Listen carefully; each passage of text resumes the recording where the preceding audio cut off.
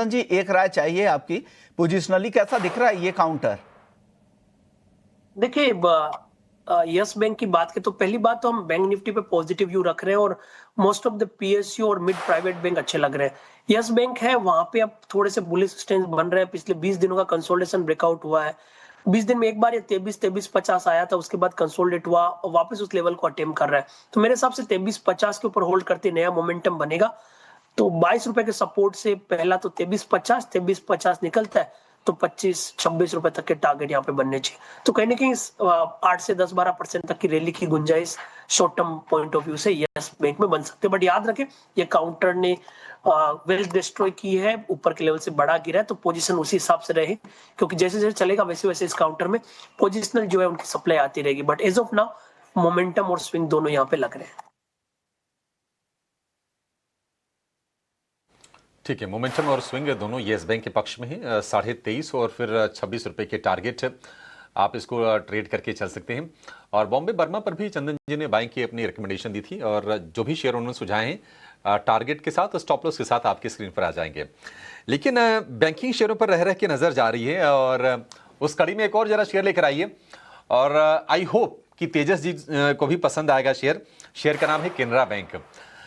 नए 52 वीक हाइस पर है, और सिर्फ 52 वीक हाइस पर ही नहीं है, ये शेयर लगभग 15 साल की ऊंचाई पर है, क्योंकि 2010 में हमने देखा था कि 164 रुपए का इसका ऑल टाइम हाई था, और वो लेवल कभी हासिल हो नहीं पाया। और ये लगभग अब 15 साल के बाद हम देख रहे हैं कि 150 रुपए के स्तर को पार किया है केनरा बैंक ने। महीने भर के अगर आप चाल देखेंगे, 125 रुपए से लेकर 150 रुपए की जो जर्नी रही है, ऑलमोस्ट एक तरफा रही है केनरा बैंक की। तेजस जी, केनरा बैंक क्या अपने लाइफ हाई को टेस्ट करने के लिए शेयर आपको तैयार दिख रहा है? क्या करना चाहिए सर इसमें? डेफिनेटली लग रहा है, मुझे लग रहा है ये स्टॉक तो क्लियरली आउट परफॉर्मर रहा है। करंट लेवल्स पे थोड़ा ओवरबॉट है, तो फ्रेश खरीदारी की राय नहीं है, बट किसके पास पोजीशन है तो डेफिनेटली बने रह सकते हैं with a trailing stop loss below 145। Immediate basis पे स्टॉक 154 का लेवल टेस्ट कर सकता है, और वो सरपास हुआ तो 160 तक के भी लेवल आ सकते हैं। ओवरऑल चार्ट स्ट्रक्चर स्ट्रांग है, तो बाय एंड डिप्स की रणनीति रख सकते हैं कैनरा बैंक में।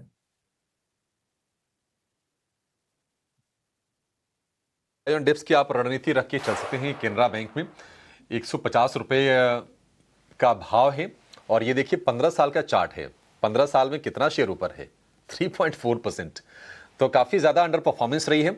लेकिन जैसे जैसे हमने देखा कि एनपीए क्लीन अप हुआ, उसके बाद हमने ये देखा कि क्रेडिट ग्रोथ को सपोर्ट मिला, तो ये जो माहौल था वो काफी अच्छा बन गया केनरा बैंक के लिए।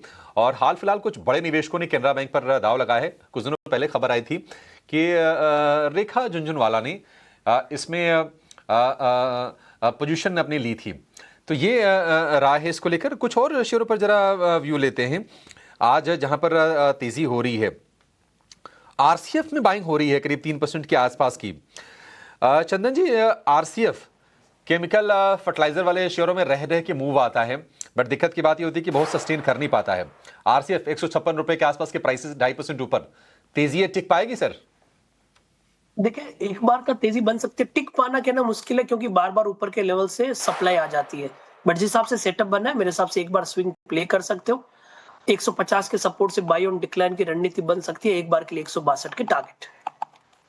ओके, चलिए अब कुछ और स्टॉक्स की चर्चा करते हैं। आरसीएफ को लेकर ये है, लेकिन आज के सत्र में यहाँ पर भी काफ़ी ज़्यादा एक्शन दिख रहा है। अमोल अठावले भी हमारे साथ जुड़ गए हैं, उनसे भी कुछ समझते हैं, डेरिवेटिव के मार्केट के स्टॉक्स समझते हैं कि किस तरह के पोजीशन वहाँ पर बनानी चाहिए। आज के सत्र में अगर वायदा